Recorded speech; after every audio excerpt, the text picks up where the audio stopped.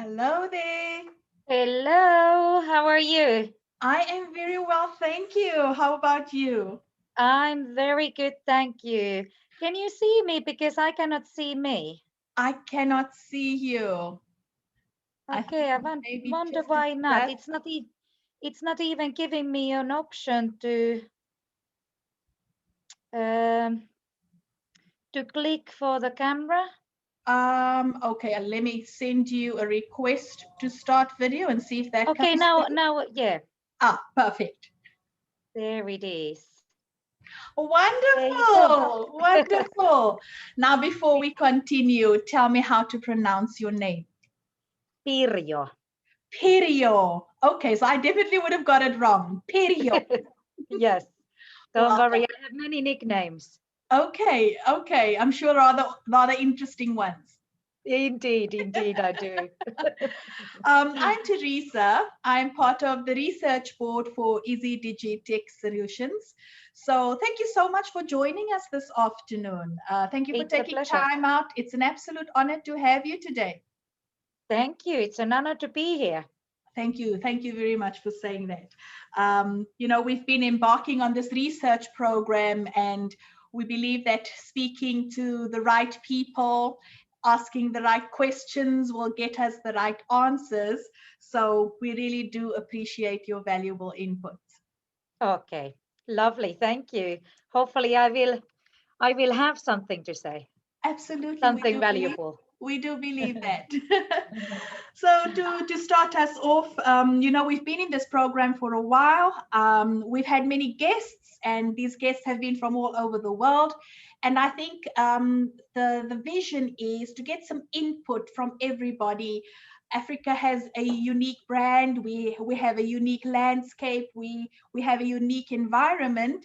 And I think if we take a look at where education is at the moment, we would like to take a look at what is it that is out there, what are the best practices, what can we learn, and what can we adapt. So that's just a little bit of background about what it is that we are doing. So my first question to you then would be, what do you think the learning environment should look like in the century that we are currently living in? Oh, that's a big question. Uh, I mean, cozy, friendly, trustworthy, all of those. And of course, it's good to have modern technology available, but I like to see learning of environment bigger than that. And I still don't mind seeing classrooms, tables, and chairs. Traditional should not be against the modern way of teaching, but of course, you need to have variety.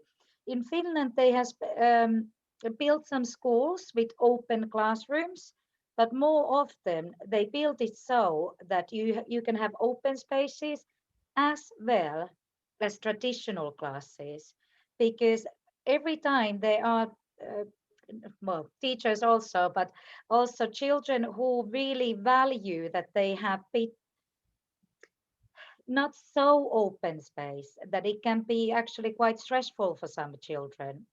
Some of them like it a bit more formal way. It helps them to focus and concentrate rather than having 50 other kids, even if they're working not silently but quietly. It's still a disturbance for some children. So I would say variety of methods, variety of tools, and variety of learning environment. And learning environment also means what happens here. So some things you cannot see, but when you walk into a school and you can just sense the atmosphere, that both the teachers and the staff are happy, and it's quite nice and relaxed, and that is maybe the most important factor when if you really want to create creativity and innovation and a safe atmosphere to fail and try again, both the teachers and learners. Absolutely. Thank you. I like that you speak about a happy environment, and that should include an environment that ensures happiness in both teachers as well as learners. What are some of the methods and the tools that you have found to be best practices in your schooling environment in Finland? Um, well, in Finland, I really quite enjoyed the smart board, even though it was a bit expensive. But I've used it more in Brussels in European school than here. Some schools have it here also. It's fairly expensive, but there are so many things you can do, like dancing lessons and like a teacher from a school does a dancing lesson, and whole of the school can practice for a flash mob, so that the teacher doesn't have to come to every class to show how it looks like. And but when I was doing, I have a fairly recent master's on educational technology, but my take was more on the pedagogical side of you to find technology has which really has got pedagogical value rather than just edutainment value, that there are so many tools that are a bit more sugar coated and that maybe not so much um, learning is happening. It's just playing with numbers, but it doesn't really go in deep in there. But there was this mathematics game which was based on AI, which I really liked using. And also I found the coding games quite fun to play with. The code. Hour of Code. Yeah. Wonderful. Yeah. You say that your master's was based on the pedagogical approach. How do we bridge the gap between educational entertainment and educational value that you've mentioned? So what do we do to bridge that gap? Well, that's a really big one.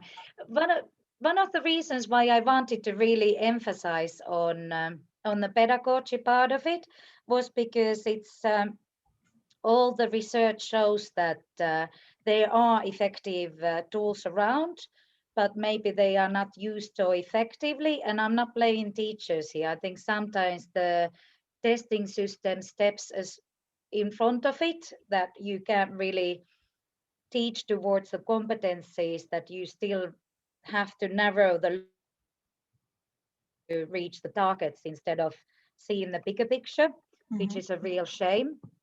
But for instance, what I did, I call it the Finnish double flip. If you heard of flip classroom, have I was you? actually going to ask you about that. I've read some about that. Ah, great. So we like to be a bit ballsy in Finland sometimes. In the US, they flip it once, we flip it twice. So, Okay. so, so instead of just using the videos, which I also find quite effective, but I wouldn't rely any education only on videos. But again, it's good additional tool there. So, so we used videos, and also the main important thing was to flip it so that the learner become a teacher. When you start flipping your classes this way, the teacher needs to be more there to really guide and help and assist and just be the emotional support. Sometimes they just need to look at you that, oh teacher, am I doing okay? And you just nod. But in the end, these kids, they didn't just teach the whole school, including the teachers, but a couple of neighboring schools came to did a bicycle trip to coding lessons because everyone wanted to know how basics of coding can be learned and taught. So so the point is that you can do so many things that maybe with traditional tools wouldn't be so easy to implement. So play with it. But for that, as I mentioned earlier, you need to have a fairly playful, forgiving environment also, and not so strict curriculum, which only sees the value of academic, what is it, academic outcomes, which still matter. Don't get me wrong, of Yes. course they Yes. do. But that you value the competencies also, which during this project they learned collaboration, not just whole school collaboration, but beyond. They even taught the local entrepreneurs and the mayor the Wow. basics of coding, and came bit of local celebrities doing that. And um, and communication skills, presentation skills, critical thinking, problem solving, IT knowledge, all sorts. So if you see learning bit wider,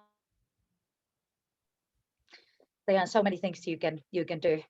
Absolutely. What would the assessment of a scenario that you've just explained, what would the assessment look like? Is it accessible? I guess it is, but it's not a tick a box, or maybe you can tick a box. I mean, I could easily tick a box. Collaboration, not just between the class. I mean, they functioned as a team. They swapped their roles and they were super at it. Communication, all of these are part of the national curriculum. There are 7 core competencies that they need to fit in. Multiliteracy, which ICT goes very close to hand in hand with that. And what else? Looking after oneself and the others. So I guess you Well-being. could assess those, Mhm. because they didn't only take ownership for their own learning, but the whole of the learning community. And then aspects of the curriculum are obviously married with the activities that you've designed in a learning experience like this. Yes, yes, because I mean they basically repeated my lesson plan that when I taught them the basics of coding.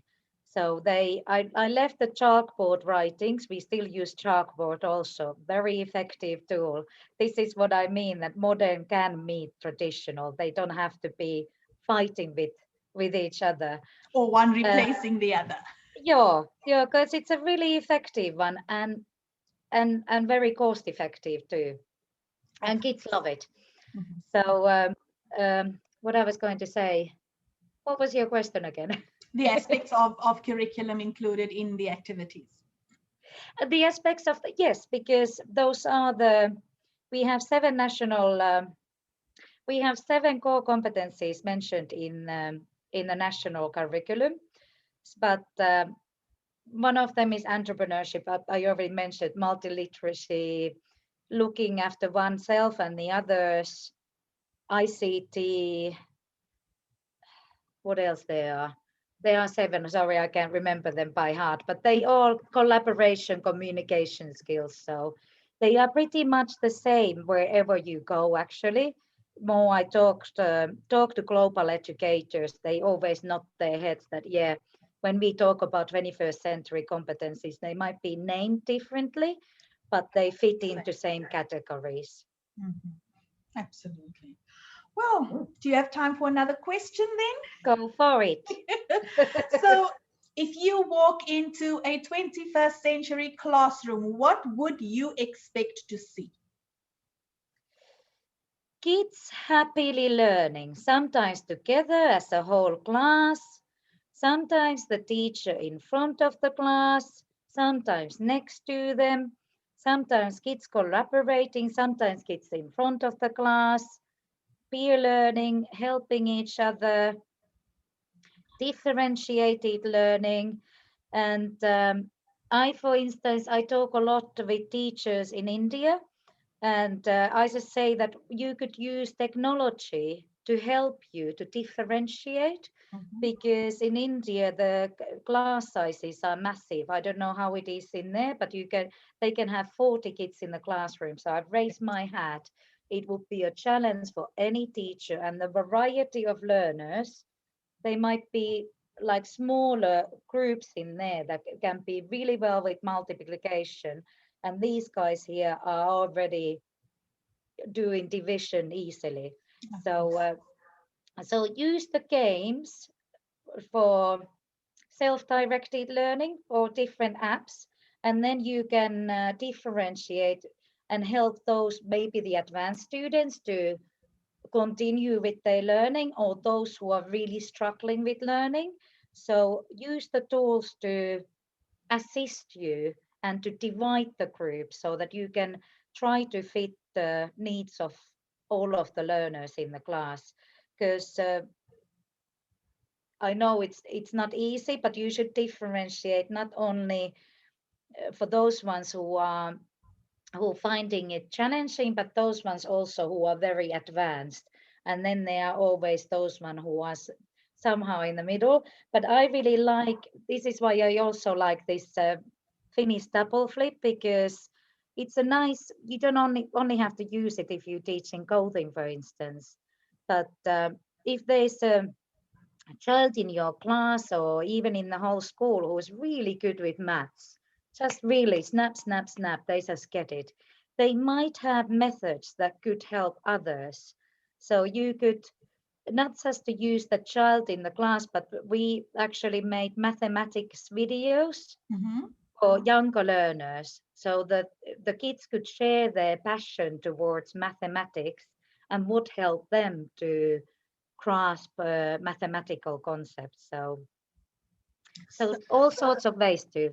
So the double flip comes in when the teacher flips to the learner and the learner flips to other learners. Am I Yes. understanding it correctly? Yes. Learner becomes the teacher. Yes, wonderful. We've had one of our most successful trainings was on the flipped classroom model as an introduction to an alternate way to looking at schooling. So we do quite enjoy that input. Thank you very, very much for joining us. Thank you. Some valuable points that you have raised over there. So we definitely do appreciate it. Thank you so much. No, thank you. It was a pleasure. Hey, by the way, are you going to publish this somewhere, or you gonna use it for the research? Well, at this stage, we're using it for research purposes. I'm not quite sure how well we're going to be able to go into the publishing stage. Was there anything you wanted to say around that? No, if you did, then I'm happy to share it with my connections also. Okay, absolutely. We will definitely, our head of research will be in contact. So thank you very much for that. I'm sure he will appreciate that as well. Wonderful. Thank you. And Keep have a doing lovely what you're Sunday. doing. Thank Pardon? you. Thank Keep you. doing what you are doing. Thank you for You the too. valuable input. Thank you. Absolutely. Bye-bye. Thank you for joining us. Bye-bye. Bye-bye. Bye-bye. Bye.